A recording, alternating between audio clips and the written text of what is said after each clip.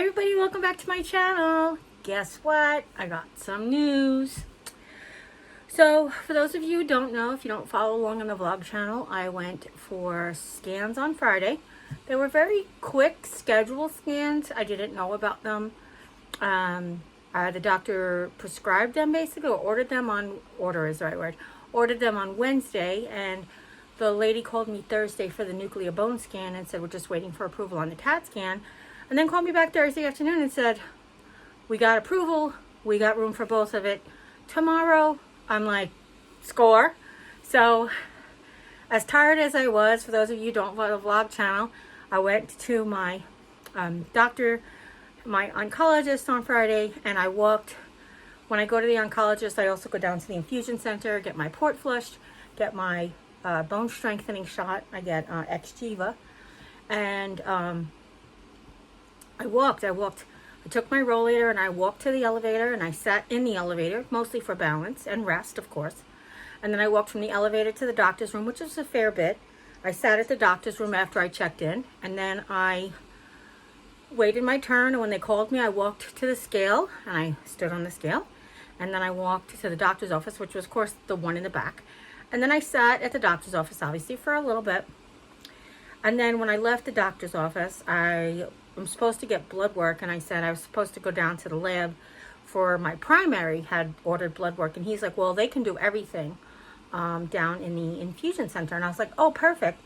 So the nurse for the doctor was just trying to get the tubes ready. Like, I had to bring the tubes down with me, and she got the tubes ready for what my primary had ordered. So like my A1C and my THS reflexive. So by the way, THS reflexive came back just the high end of the normal range, and my A1C is 6.7, which is still high, but not being on any diabetes medication, it's understandable that it's that high. I mean, not understandable it's that high. It's good. It's good for not being on diabetes medication.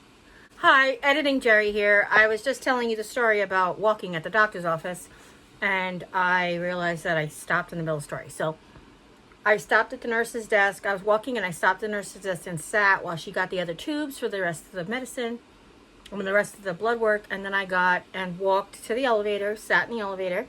Then I walked to the receptionist's desk. That's probably the shortest of all the walks, was just from the elevator to the receptionist's desk. And then I sat there and I waited for her to put on my bracelet and to tell the infusion center that I was there. And then once when I was leaving her desk, I was like, I had to sit and push and scoot myself backwards on the rollator because I was done. So I sat, I pushed myself back. I waited for Jim to come because Jim had an eye doctor appointment at the same time.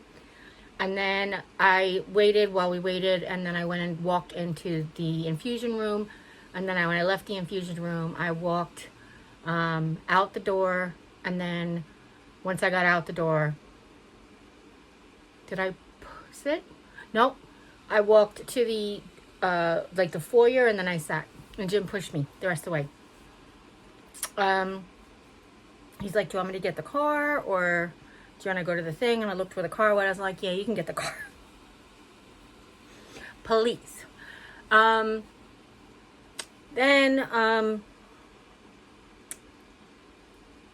did I do that? I just lost the entire story. Because then Friday when I went for the tests, I was like totally spent from Wednesday. Like, it took me days to recover. I was finally better like Saturday afternoon. I was like, Jimmy, you got to take the wheelchair on Friday because A, I'm done, and then B, the long hallways back to those machines, because they put those machines all the way in the back. The hallways are super long, and there's no way I am walking any of that, especially being as tired as I am today. So anyway, that's what that part of the story was, and I didn't quite finish it. And they did have a lot of trouble. If you don't watch the vlog channel, they had a lot of trouble accessing my port, getting a proper blood draw to get the blood work done. She said it's just she goes, are you dehydrated? And I was like, well, I drank a ton, but that doesn't mean anything with, kidney cancer. Sometimes it doesn't like to be process the water properly in your body, so who knows. But anyhow, so now we'll just pick up where I left off in the middle of this story. Anyhow, so they sent me for blood work, and all of my regular blood work is good. Obviously, my RDW is high. That's like, I still have, cancer. So, but everything else was in within normal ranges. My kidneys are still, my output is still fantastic, and those things. So Friday I got scans, and I will be honest with you, I did get the results of the bone scan Friday night. However, not having the results of the CT scan, I didn't want to put the cart before the horse, or, say anything like, could contradict it later. So when I woke up this morning, I got a phone call from the oncologist who got all the results, and the oncologist's nurse said, he said, everything looks wonderful. You have regression of the disease. You have shrinking of tumors. Some tumors have been eliminated, and there's no new growth. And I was like, happy tears, all the happy tears. I was like a little, not in shock, but pleasantly surprised. I will tell you, I have all the hope in the world, and I have the belief, but because I feel so good, I just assumed nothing was working. I know that sounds crazy. The only negative side effect that I'm having right now is exhaustion and occasional nausea, but those are actually even side effects of kidney cancer, like not just of chemotherapy. So there's nothing like extra. My slow healing process, again, I'm type 2 diabetic, so things heal slower. They're even going a little slower because of the chemotherapy, but hardly anything worth, like they're still headed in the right direction of healing, like the 2 areas on my back. They've gotten down to like almost nothing. So warning, trigger warning, I'm going to insert pictures here, the latest from last night. So you'll see they're down to like a lot smaller area that they were, but they still are not shrinking as quickly as they were before I was on chemotherapy, like while I was on no treatment. But of course, being anxious that I wanted to like be killing this cancer in me, I was anxious to get back on it. So it's just really great news. And I had to tell everybody before I could even vlog, and I was waiting. My one sister is working today, so I was just like, I just have to text you. She's like, I said, call me when you're done. And she's like, is everything okay? And I was like, all right, I'll just tell you. I wanted to tell you face to face over FaceTime, but it's okay. I was like, everything is just really good. I've got the tumor in my kidney is 3.1 by 3.9 now. If you guys remember, it started at like 9.1, the mass was when I first got diagnosed. The tumor in my back has also shrunk, but we knew that from the scans at the spine surgeon when he took off the brace. And then the one in my rib is gone again. If you remember, it was gone in March, back in June, but gone again. And then I just have lots of nothing new, no new lesions, no new metastases, which is fantastic. I had a glass-like image in my upper lobe, left lobe last time on the CAT scan, and there's nothing there now. It is also resolved. It's funny because on a CT scan, it says like, it's, I just lost the word in the phrasing.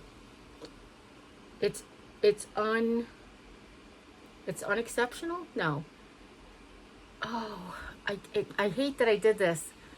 Oh, unremarkable. So it's like it's unremarkable. And I'm like, I just thought I was such a remarkable person. But basically that just means there's nothing. There's nothing going on. Thank God, the right kidney is still clear. That's amazing to me. Just that there's tumor shrinkage, tumor disappearing, no new tumors at all. I am like elated that I can continue to do this treatment. The side effects are so minimal. They're there. I'm not going to lie. I have occasional bouts of nausea. I have occasional weakness, muscle weakness, and exhaustion just like comes out of nowhere. But again, my snap used to work. Nope, it's not doing it. I don't know. Maybe it's the nails. I don't know. I can't do it. Anyway, they broke my snap. My snap broke. But anyway, We're going to continue with 40 milligrams every day of the oral chemotherapy. As long as I keep doing my mouth care, I don't expect the mucositis to get any worse. Again, with all of my other mucus area care that I do, I don't expect to have any negative side effects. That, by 3 months, it's a therapeutic level in my body. So, like, as long as we don't increase the amount of medication, it'll stay at that therapeutic level. So, I'm ecstatic. I sat on the edge of my bed and waited for my husband to come in. And I called him over and I stood him up in my walker. And he's like, "Oh, you trapping me?" And I just stood up. I needed the walker to stand up, but I wanted him to be in front of me. And I just hugged him so tight. And he's like, "What happened?" And I was like, I said, "It's all good. This isn't like tears. There, I had happy tears all day. These are just the normal mucositis, runny eye tears." I was like, it's all good. I said, it's great. We have tumor shrinkage. We have no new metastases. We have no new afflicted areas. We still have diverticuli pockets, but no diverticulitis, which I knew about. The umbilical hernia that I have is just there. It's nothing, again, unremarkable. It's not bleeding or invasive or whatever. Basically, it's got the fat coming through, is what it said. I'm just over the freaking moon. I'm over the moon. Now, the other thing that I have to pay attention to now that I'm not going to be going on immunotherapy because I don't seem to need it. Obviously, when I was on both, it was kicking the cancer's butt as opposed to now just like smacking it a little every day, telling it who's the boss. But I also have to then now go to think about weight loss management or weight management. I have to really start considering seeing a nutritionist personally, like one-on-one for a nutrition program. So we're going to be working on that. Also, the physical therapy. I have no notes on the physical therapy other than like cold. If those of you don't know, again, if you don't watch the vlog channel, once they took the brace off, he prescribed physical therapy, but it's been difficult to find the physical therapy place here that takes my insurance, or one of the places here that we picked takes my insurance. They called the insurance, the doctor's office called the insurance company. They accept 12 more sessions, and the physical therapy place was like, "No, they're famous for not paying us. So we need a guarantee in writing or put me on a payment plan." I was like, "Ma'am, I don't have money to pay for physical therapy." So I know that I called and left a message for the in-home physical therapy that came to the house, which I kind of feel like I don't need it necessarily to be in the house, but I could, because really the things that I'm not sure is, do I still have to sit up the way I've been taught to, or I roll on my side and I sit on my elbow? Can I start doing all these back exercises that were crossed off of this paperwork that I have? So it's just things like that. So I'm really super excited. I'm super, super happy. Again, minimal side effects. I have almost no hair loss from the chemotherapy. I have some, but not really a lot, considering this is a very low risk chemotherapy for most people. I do have some hair loss. I did have hair loss before the chemotherapy, like menopause, kidney cancer, thyroid issues, all these things. Not thyroid issues, just nutrition issues and hereditary. But I do have, this bald spot has gotten much bigger. But that being said, I don't care. Sorry, that was an alarm going off reminding me to take out the garbage. Or reminding me to remind Jim to take out the garbage. But Jim usually remembers on his way home from work. I never adjusted it since he started the new hours. Anyway, I had to share this good news with you. I just did. I had to come on here, sit down in a chair, big smile on my face, and share this good news with you. So listen, have hope. Have hope. Prepare for the worst. Hope for the best. Pray. Keep your spiritual being that you worship in your corner. And I don't want to say God. Obviously, for me, it's Jesus Christ and the God of Abraham. That's who I worship. That's who I have in my corner. But whoever you worship, whoever you pray to, whoever you're... Sorry about that. That's the very first time it actually cut me off in the middle of recording. Well, maybe not the first time. In a long time. It's cut me off in the middle of recording because I had no storage space. Editing Jeri coming at you again. I was trying to say, just have whoever you worship, whatever spiritual guide you have, however you feel about the world or the universe or your religion or who do you pray to. Just make sure that you keep them in your corner, keep them in your heart, keep hope and joy going. Because listen, no matter what, at the end of the day, you're the only person who can control whether or not you have a good day. You're the only person control whether or not you have a good life. And you're the only person who could decide how you're affected by how others treat you. You can't control how others treat you, but you can control how it affects you. And I know it sounds harsh, and I know it sounds hard to do, and it 100% is. I'm not trying to say it's easy. But when all is said and done, you and your mind and your heart and your guide and your God are all that you need. It's all you need. Everything else is just icing on the cake or a rock in your shoe, basically. So listen, I'm going to salutate here, but I want you to know that there is always, always room for hope.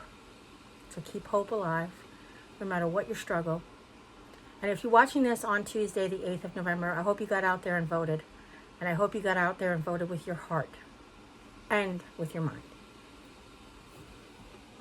Anyway, I love you. And if nobody's told you today that you're loved, you can always come by and hear how much I love you. I'm not here every day, but I'm on the vlog channel. And between the vlog channel and here, I record almost every day, Lord willing, good health and all that. So listen, stay tuned because more and more is coming, I promise. And as always, you guys take care, God bless, and we'll see you next time. Bye.